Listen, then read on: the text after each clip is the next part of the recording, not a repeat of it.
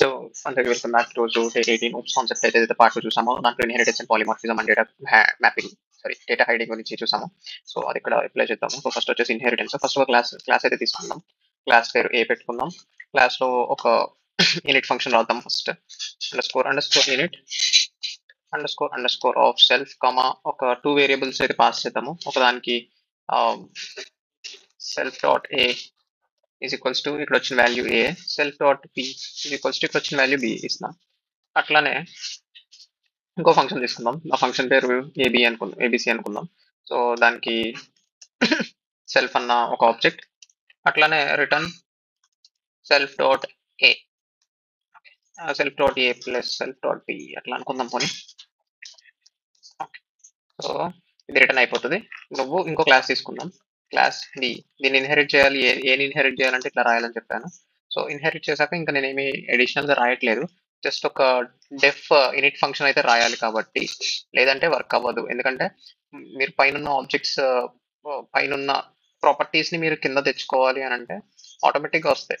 కాకపోతే మీరు దీనికి ఆబ్జెక్ట్ క్రియేట్ చేస్తున్నప్పుడు మీరు ఆబ్జెక్ట్లో వాల్యూస్ పాస్ చేయాలి కదా. పాస్ చేస్తున్నప్పుడు ఆటోమేటిక్గా ఈ వాల్యూస్ ఇలా అసైన్ అవ్వాలి అంటే సూపర్ క్లాస్ యూజ్ చేయాలి అని చెప్పాను మీకు కదా. సో ఏ కామా బి ఇక్కడ సూపర్ ఆఫ్ డాట్ ఏం కాల్ చేయాలి, under score in it under score of A comma be pass చేస్తే ఆ సూపర్ ఫంక్షన్కి మన ఇది వెళ్ళిపోతుంది అనమాట. ఇది ఇనిట్ ఫంక్షన్ కాల్ అవుతుంది అనమాట. Okay, so self dot A comma be pass చేస్తే సరిపోతుంది. ఏ కామా బి ఆఫ్ అంటే నెక్స్ట్ ఇప్పుడు మనం ఆబ్జెక్ట్ అనేది క్లాస్ ఏకి క్రియేట్ చేద్దాం ఫస్ట్. సో ఏ ఆబ్జెక్ట్ ని మనం ఏమనుకుంటామంటే object 1 is equals to A of అని ఇట్లా కాల్ చేసి దాంట్లో 2 వేరియబుల్స్ ఇవ్వాలి. ఎట్లానో 10, 20. ఓకే, సో ఇట్లా క్రియేట్ చేశాక మనం ఆబ్జెక్ట్ 1 యూజ్ చేసి మనం ఏబిసి ఫంక్షన్ ని కాల్ చేస్తే ఏమవుతుంది, ఈ 10, 20 అన్నది ఫస్ట్ ఇక్కడ అసైన్ అయిపోతాయి.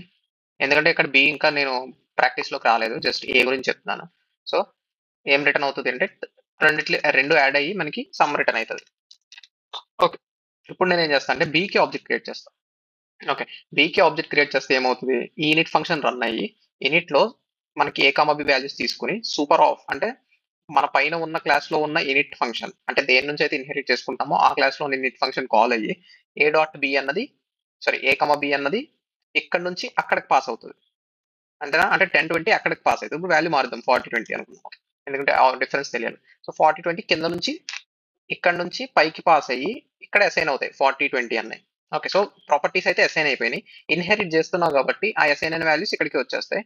అట్లనే అసైన్ అనే అట్లానే ఇక్కడ ఉన్న ఏబిసి ఫంక్షన్ కిందకి ఉన్నట్టుగా నువ్వు ఊహించుకోవాలి కదా. ఇన్హెరిట్ చేస్తావు అంటే ఇక్కడ కూడా ఉన్నట్టు నువ్వు ఊహించుకుంటే అప్పుడు 40, 20 యూస్ చేసి అంటే 40, 20 ఈ ఆబ్జెక్ట్ 1 అన్నది ఇప్పుడు ఎవరి క్లాస్, బి యొక్క ఆబ్జెక్ట్, బి క్లాస్ యొక్క ఆబ్జెక్ట్ ఈ 40, 20 O1 అన్నది కదా.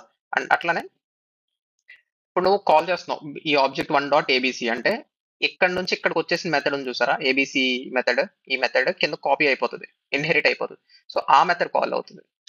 Okay, so 40 + 20 = 60. అర్థమైందా?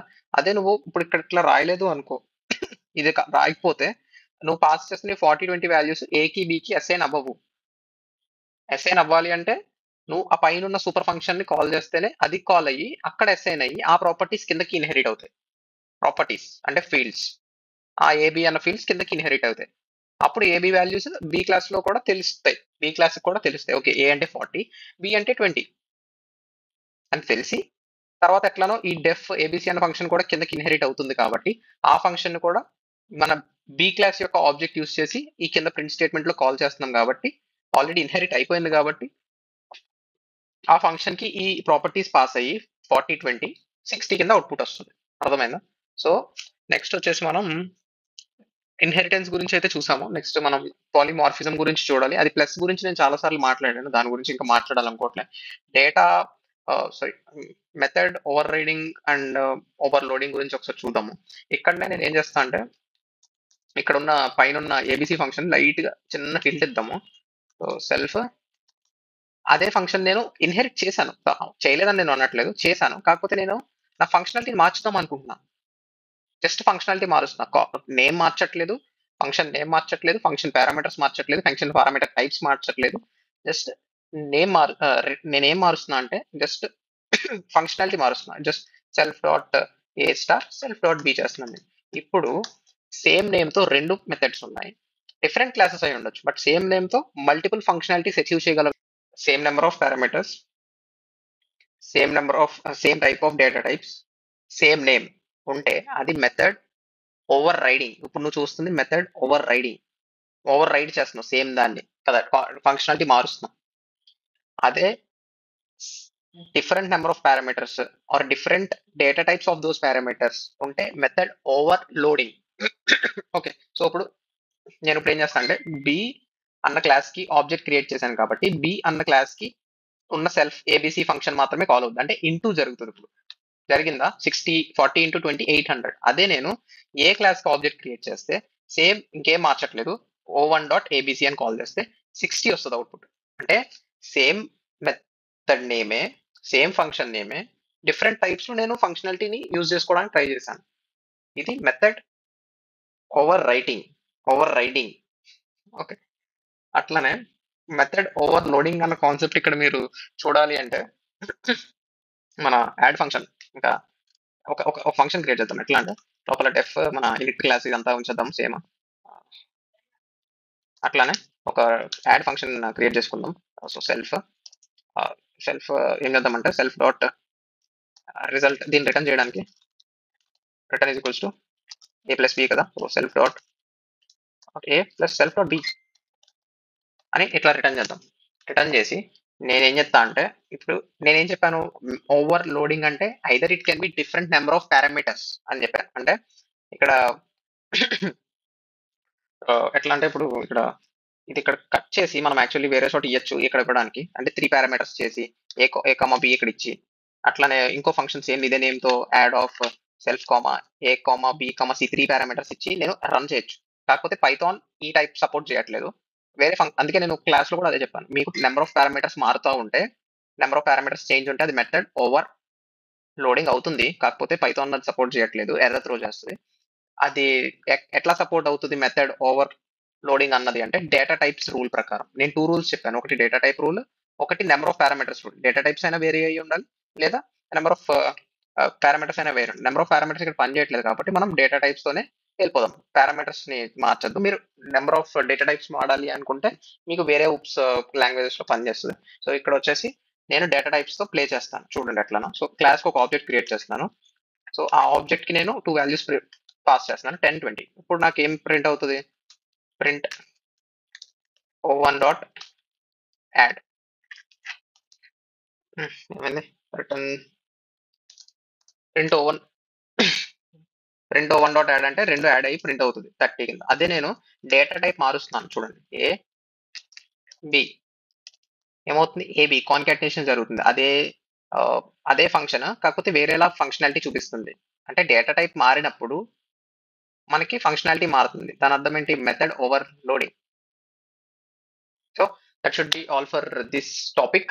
ఇన్హెరిటెన్స్ అన్న పాలిమార్ఫిజం అన్న ఇప్పుడు డేటా హైడింగ్ గురించి చూసేద్దాం. ఓకే, హైడింగ్ గురించి చెప్పాలంటే ఫస్ట్ మనం 3 టైప్స్ ఆఫ్ వేరియబుల్స్ గురించి మాట్లాడాం, ప్రైవేట్, పబ్లిక్ అండ్ ప్రొటెక్టెడ్.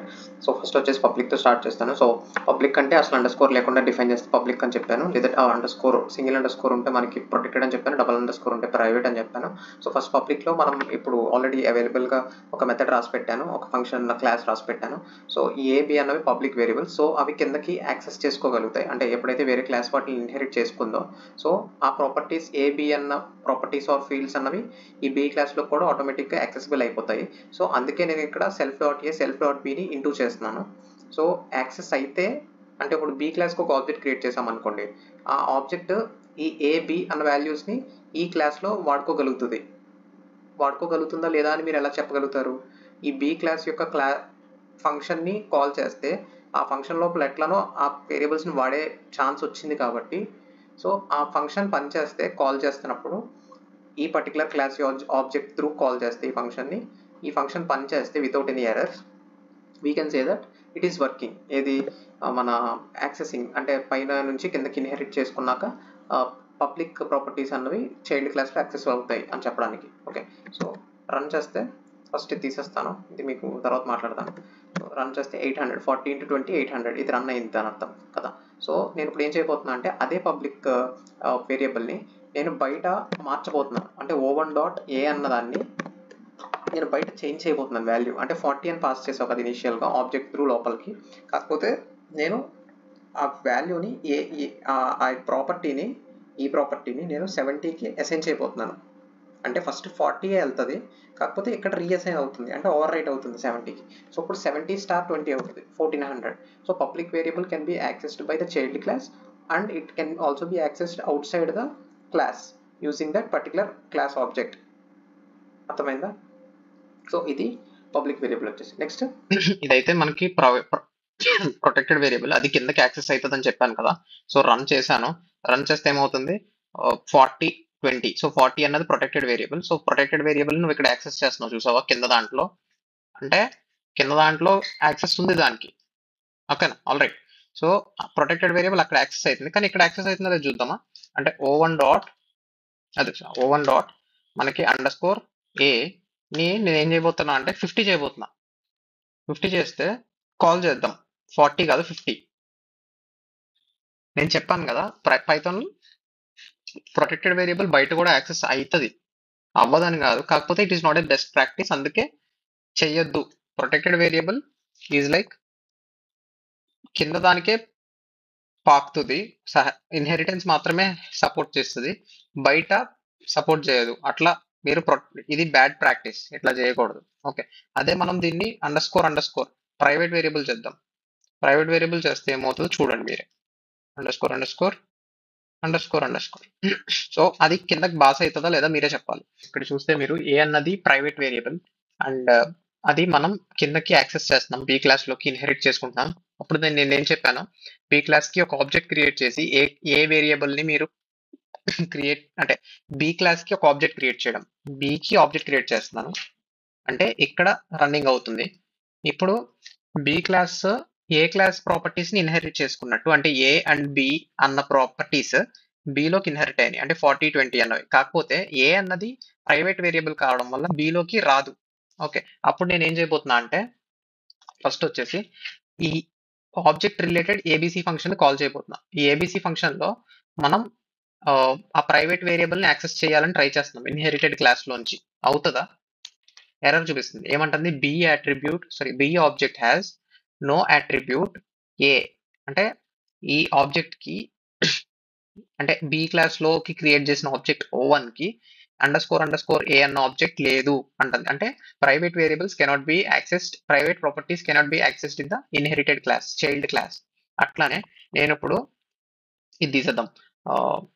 ఏం చేద్దామంటే ఏ క్లాస్ ఆబ్జెక్ట్ క్రియేట్ చేస్తున్నాను. ఓకే, ఇది వర్క్ అవుతుంది ఎందుకంటే ఇక్కడ ఏ వాల్యూస్ ఉన్నాయి కాబట్టి అండ్ ఏ ఫంక్షన్ నేను కాల్ చేస్తున్నాను కాబట్టి. ఓకే, అట్లానే నేను ఆ ప్రైవేట్ ఆబ్జెక్ట్ ని ప్రైవేట్ ప్రాపర్టీని ___ a ని నేను మోడిఫై చేయడానికి చూస్తున్నా. అంటే o1.__ a ని నేను 40 కాదు 70 చేయాలనుకుంటున్నాను. అంటే 70 మారిపోయాక ఏబిసి ఫంక్షన్ కాల్ అయ్యి మనకి 70 + 20 90 రావాలి అవుట్పుట్. కానీ ఇప్పుడు మనకి 60 వస్తుంది రన్ చేసిన. ఎందుకు అంటే ఇది ఓవర్ రైట్ చేయట్లేదు ప్రైవేట్ వేరియబుల్ ని.